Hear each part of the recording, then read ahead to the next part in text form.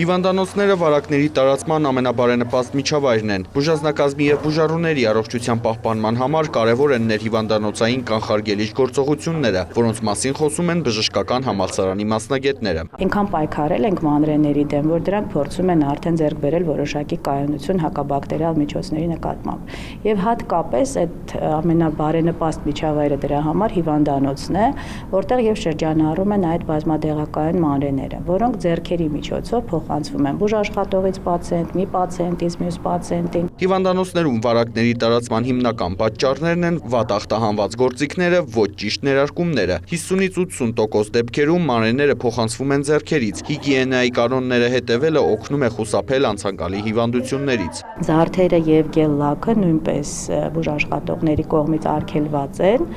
եւ այս վերջի կարգավորումը եվրոպական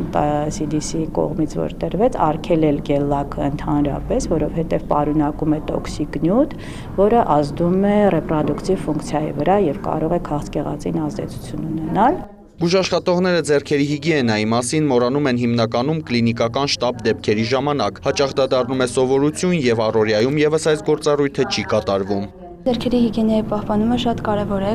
եւ հատկապես ձեռքերի մատների ծայրերը, միջմատային տարածությունները եւ բութ մատի հատվածները, քանի որ հիվանդանոցներում հիմնականում այս հատվածներով է տեղի ունենում հիվանդների հետ շփումը, նրանց խնամելը, բժշկական միջամտություններ իրականացնելը։ ԱՀԿ-ի կողմից մշակվել են 5 մոտեցումներ, այսինքն 5 այն իրավիճակները, որոնց դեպքում պարտադիր է ձեռքերի հիգիենայի ճիշտ պահպանումը։ Դրանցից են պացիենտի հետ անմիջական շփումից առաջ ձեռքերի հիգիենայի ճիշտ պահպանումը, պացիենտի հետ անմիջական շփումից հետո,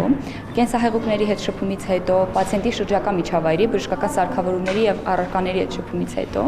ինչպես նաեւ մաքուր կամ ասեպտիկ միջամտություններ կատարելուց առաջ։ Մասնագետների խոսքով բոլորը սկսած վաղ տարիքից պետք է հետևենք ձեռքերի հիգիենային, հաճախ լվացվենք։ Այդպիսով վարակի տարածումը կկանխարգելվի ոչ միայն հիվանդանոցներում, այլև շրջակա միջավայրում։ Արամ Մարանդյան, Աշոտ Խաչատրյան, լուրեր։